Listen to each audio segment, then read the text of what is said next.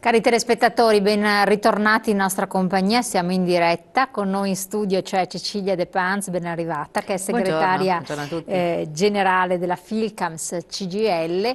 Dedichiamo questo capitolo a parlare per spiegare le ragioni dall'altra parte. Tante volte abbiamo interpellato invece imprenditoria o associazioni soprattutto di categoria, semplicizzando del lavoro domenicale o comunque della ristrutturazione del lavoro che è in essere con la liberalizzazione delle aperture. Che cosa comporta per il lavoratore, le lavoratrici, la famiglia, la struttura sociale, per le stesse attività professionali più piccole che non sono in grado di organizzarsi in un'economia di mercato globalizzata, in un contesto dove la competitività è un'emergenza sostanzialmente. Questa può essere una strategia o è stata una strategia vincente. Insomma, vediamo di fare diverse analisi, diverse considerazioni. Naturalmente voi come sempre potete telefonare o fare i vostri interventi con i messaggi. E allora vediamo un po' di inquadrare. A me incuriosisce partire dalla vostra indagine, Sì. che è datata, cioè non è di ieri, però insomma comunque fa uno spaccato molto interessante sotto diversi profili. Quindi cominciamo a raccontarla bene a chi ci ascolta per capire quali sono le dinamiche, che cosa è successo e cosa sta succedendo. Allora, intanto l'analisi parte dal 2010, però è iniziata e dopo è stata continuamente ripresa e tenuta in considerazione. Partiva da una necessità di regolamentare il lavoro domenicale nel comune di Padova. Era ancora prima della legge Monti, perciò noi ci siamo confrontati con le associazioni di categoria ASCOM, Confesercenti, Fedidistribuzione che rappresenta la grande distribuzione, il comune e le organizzazioni sindacali. Naturalmente, come in tutti i tavoli, noi ne volevamo quasi zero, dall'altra parte ne volevano un numero consistente, perciò abbiamo commissionato al Dipartimento Statistica dell'Università di Padova un'indagine che capiva le necessità e le esigenze dei consumatori, dei lavoratori e anche delle imprese. Perciò volevamo capire. E da questo spaccato è venuto fuori che i consumatori non erano tanto interessati vicino a casa. Ed è normale, più ti allontani dal centro e più puoi essere interessata. Faccio un esempio molto concreto: se io vado a Firenze in gita, mi piacerebbe avere il negozio aperto perché oltre a visitare i musei compro anche il Vabbè, ricordino. certo. Però se sono a Padova non mi interessa andare a fare la spesa, andare a comprare il calzino di domenica. Mi basta che avere il servizio per tutta la settimana, perché di domenica la passo con la famiglia, vado a vedere un museo o pranzo con gli amici. Gli esercenti la stessa cosa, il piccolo esercente nel centro della città non avevano voglia di tenere aperto, perché un esercente in negozio di prossimità o del centro storico ha la necessità di organizzare la sua attività, magari è lui e una commessa, e perciò il rifornimento del negozio, gli adempimenti burocratici, ma anche il riposo, non gli permettevano di organizzare una vita in 7 giorni di apertura. Mentre la grande distribuzione, che più o meno è satellite alla città, cioè nei comuni limitrofi, ha una capacità notevole, perché grandi centri commerciali, grandi supermercati, grandi dimensioni e perciò più dipendenti, e hanno la possibilità di rotare i dipendenti. Ed ecco perciò questo era uno spaccato che comunque partendo da questo nell'evoluzione ha portato alle conseguenze di perdite solo di posti di lavoro. Ecco, io cerco di fare anche delle obiezioni Sì, perché, per capire anche un po' meglio. Lei ha detto appunto non c'era l'esigenza per il cittadino, è vero, però ci sono dei centri, le nostre città hanno anche la fortuna di essere moltissime turistici, attrattori turistici. E allora facciamo un esempio: Verona la domenica pullula di persone e molti sono anche turisti. Altre città la stessa cosa, alcune lamentano, ad esempio Padova, che è un esempio un po' eclatante, langue, ma è anche abbastanza deserta, i negozi sono chiusi, al di là dei, sì, da vedere quei monumenti, eccetera. Tra l'altro questo facilita la delinquenza, fenomeni vari che poi si sono visti. Non è un attrattore in sé per sé come città, non è più un attrattore, proprio perché manca di vitalità, e la vitalità indubbiamente la danno comunque i piccoli negozi. Allora, una città è viva se si sa proporre in modo positivo, perciò non puoi scaricare la vivacità di una città solo nei negozi aperti, devi fare una serie di eventi. Io ho detto non siamo contro le aperture domenicali, ma una regolamentazione. Non c'è la necessità di averne 52, perché di 52 Assolutamente. solo alcune sono produttive nei termini di cassetto. Perciò, come in seguito a queste indagini noi avevamo trovato le domeniche da tenere aperte, che erano legate alle aperture dei negozi, ma anche attività che facevano il comune in collaborazione con altre società. Eventi, La festa feste. del cioccolato, piuttosto che il prodotto tipico, la biciclettata, piuttosto la giornata dedicata ai ragazzi. Ecco, tanti eventi dove la città era viva. Bisogna anche valorizzare qualcos'altro, come dicevo prima, il recupero della famiglia. Il recupero vuol dire non andiamo a negozi a fare la spesa perché di fatto si riduce così, Certo. ma passiamolo in un altro modo. Il museo, Cerchiamo di educare i cittadini a passarlo in un altro se modo. noi diamo il messaggio che la nuova città è il centro commerciale e perciò si passeggia nelle strade luminose, caotiche, piene di rumori, di musica del centro commerciale, io do un cattivo messaggio, una cattiva educazione, perché vuol dire noi li vediamo passeggiare la famiglia con il figlio, dove il bambino non può comunicare con i genitori perché non ci si sente in un centro commerciale, gli compri il gelato, hai portato fuori porta la famiglia, ma non hai dato un messaggio. Ecco, la cosa con la liberalizzazione che era stata fatta, ancora con Bersani, poi se l'intento era quello di, poi Monti, intervenuto Sì. successivamente, di attivare un volano dell'economia, no? Bersani aveva un'attenzione e aveva fatto degli studi, cioè si era confrontato con le parti sociali, aveva trovato, la legge Bersani dicevano 12, poi le esigenze possono cambiare, noi veniamo da un esempio che era il modello del Veneto, dove il confronto fra tutti i soggetti aveva portato a 20 domeniche. Tenendo presente poi che ne so, Cortina piuttosto che Sottomarina in alcuni periodi possono tenere aperto quanto vogliono, Beh, certo, ci ma sono.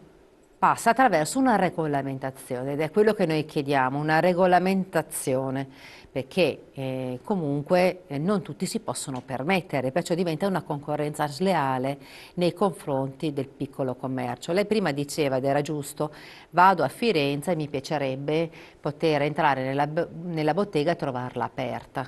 Il problema è che la grande distribuzione le fa chiudere quelle botteghe perché non riescono più a sopportare la concorrenza dei grandi centri.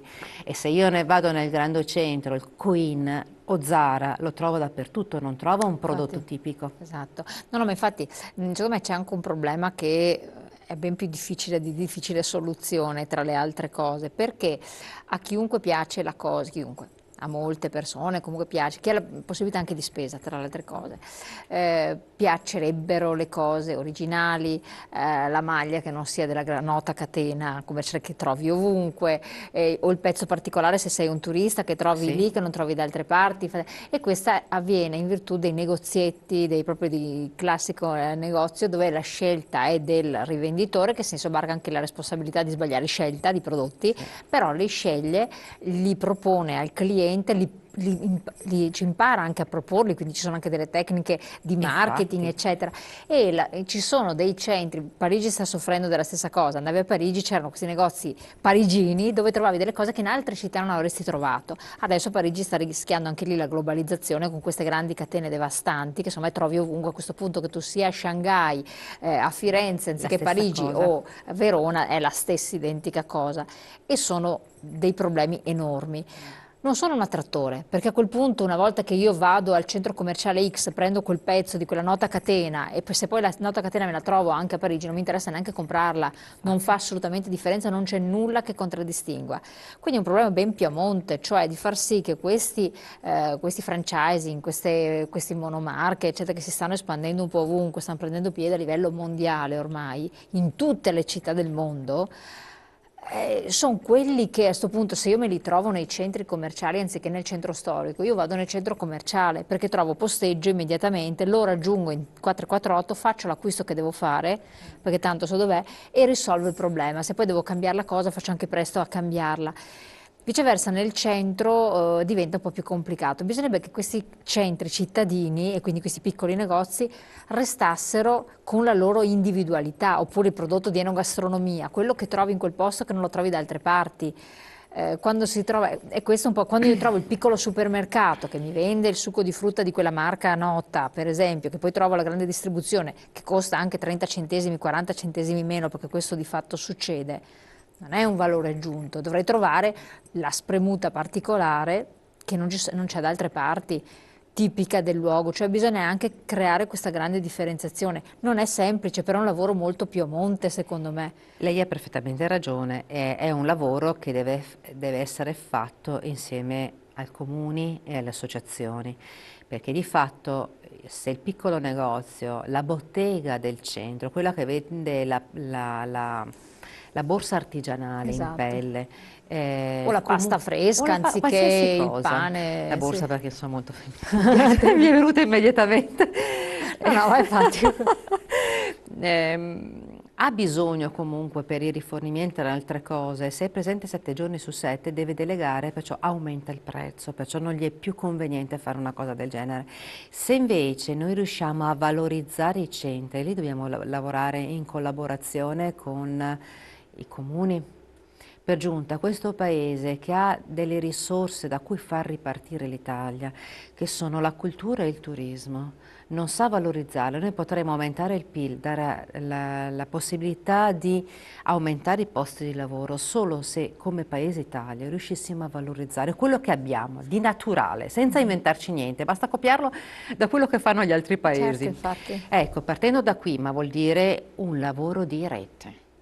E allora noi non ci troveremo soli a dire questo modello è sbagliato, perché allora se tu valorizzi il centro della città, valorizzi quello che c'è di peculiare in un portale, in una comunicazione che proponi anche all'estero, dicendo fatevi il weekend dal venerdì alla domenica, venerdì c'è questo è il giro per le botteghe del centro e la domenica vi portiamo in giro per i musei, ma gli proponi un progetto, gli proponi un pacchetto intero, allora non c'è più che ne so, la domenica ci sono i bar aperti, ci sono i musei, ci sono altre cose, perché tu hai bisogno comunque di valorizzare un contenitore che non è quello del centro commerciale, che non ci appartiene. Cerchiamo di capire che cos'è un centro commerciale. È un modello americano che aveva la sua funzione in America, le lande sperdute, case 1, 2, 3, riuniva le persone, perciò era un centro creato a immagine delle nostre città che noi come al solito copiamo.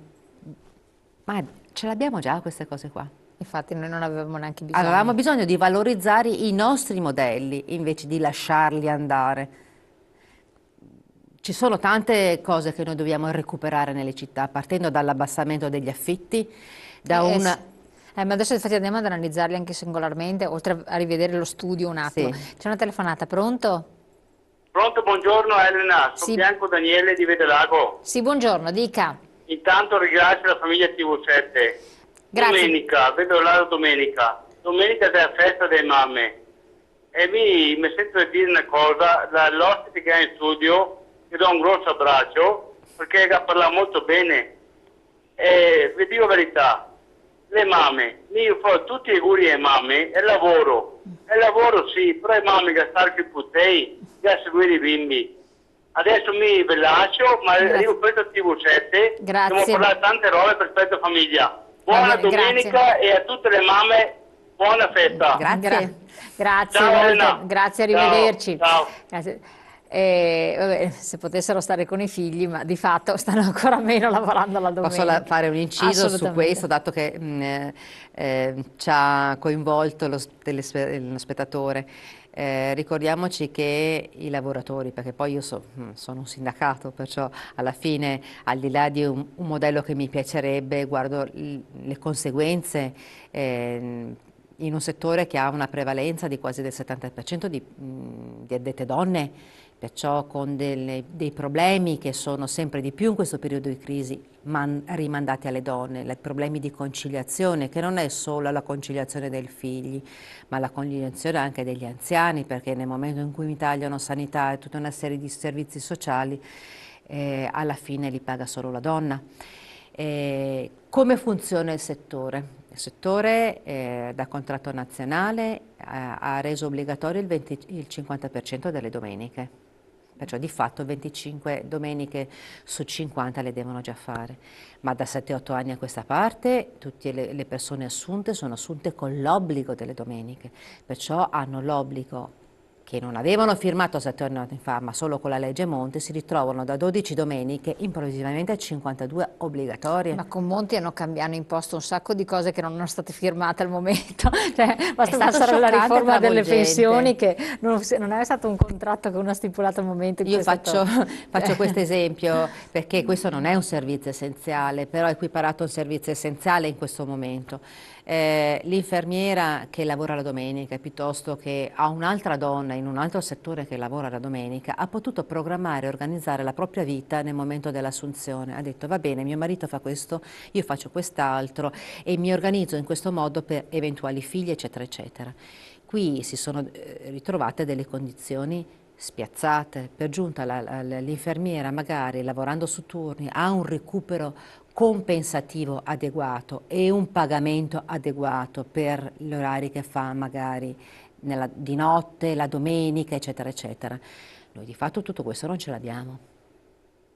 Certo. È un contratto povero, parcellizzato, con una difficoltà di rappresentazione delle persone, costrette perché anche costrette ad accettare certe condizioni, perché è un rapporto quasi 1 a 1 con il datore di lavoro che ti dice: non accetti questa conseguenza, cioè di lavorare in questo modo, quella è la porta, oppure non ti do le ferie, non ti do i permessi quando me li chiedi, perciò è un ricatto continuo.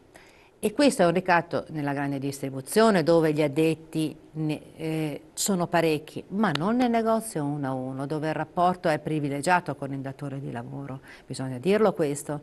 Ecco, ma voi qui state rappresentando ambo le categorie, corretto? No, devo dirlo, io ho gli iscritti solo nella grande distribuzione, perché nel piccolo negozio difficilmente vengono da noi, vengono quando magari un negozio fallisce e hanno bisogno di un recupero. Però ci confrontiamo, lo conosciamo il territorio, io devo ammettere che dove non ho rappresentanza è perché comunque le condizioni sono positive. Quindi questo è importante. Sì. Allora, andiamo subito in pubblicità, pochi secondi, poi ritorniamo insieme.